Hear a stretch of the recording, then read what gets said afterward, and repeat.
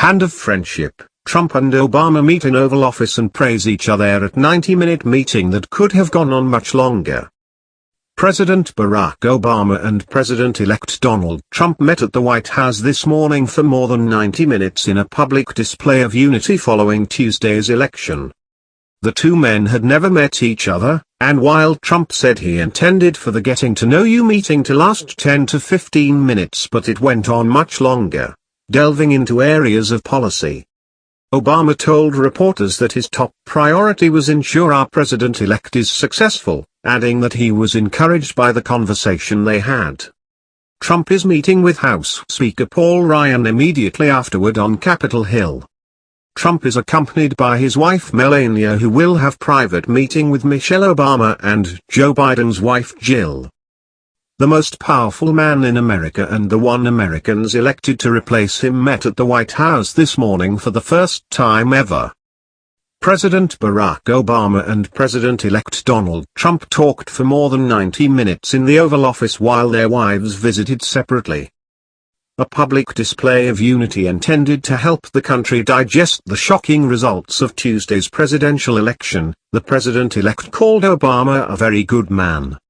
I very much look forward to dealing with the president in the future, including counsel, he said in a statement. He explained some of the difficulties, some of the high-flying assets, some of the really great things that have been achieved. The sitting president stressed that his top priority was ensure our president-elect is successful. I have been very encouraged by the interest in President-elect Trump to work with my team around many of the issues that this great country faces, and I believe that it is important for all, regardless of party and regardless of political preferences, to now come together, work together to deal with the many challenges we face, he said. The President-elect and the First Lady-in-waiting, Melania Trump, arrived at the White House on Thursday morning through a back entrance that opens up to the White House's South Lawn.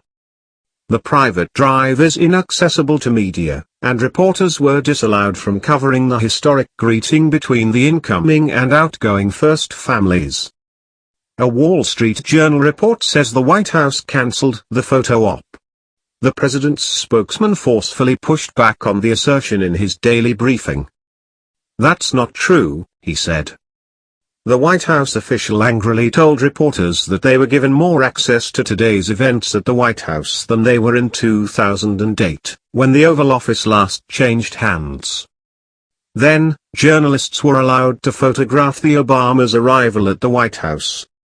President George W. Bush and his wife Laura gave the future first couple a warm welcome when they came to the White House on November 11, 2008 for a post-election briefing. The Bushes made a show of it, posing for portraits with the president-elect and his wife in front of the White House's private entrance. Bush lined up photographers to shoot he and Obama walking down the colonnade that leads to the Oval Office. That did not happen today. No official photos have been released of the Trump's arrival or departure. Mr. and Mrs. Trump departed from LaGuardia Airport in New York at 9:36 am on their way to Washington. Traveling in the billionaire's personal aircraft, a Boeing 757, emblazoned with his name, they arrived at Ronald Reagan National Airport just after 10:30 am. The future first couple entered the White House complex 20 minutes later. Trump's son-in-law, Jared Kushner, owner of the New York Observer and a senior advisor to the president-elect's campaign, was also in tow. Kushner was seen speaking to White House Chief of Staff Dennis McDonough and Trump aide Dan Scavino. McDonough and Kushner broke off from the group for a private meeting, raising new questions about the role that Ivanka's husband will have in the Trump administration. Kushner acted a right-hand man to Trump and was instrumental in keeping Chris Christie off the Republican ticket. Like his father-in-law, he is a real estate mogul with a lucrative New York business. Trump's adult children, Ivanka, Eric, and Don Jr., have said they would stay in New York and run their father's business. Kushner's presence at the White House today and his meeting with the current chief of staff suggests a possible change of plans for the president-elect's eldest daughter.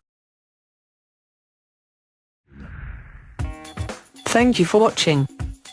Please subscribe to us on YouTube, Facebook and Twitter. You can visit us on www.therealthingmeme.webs.com.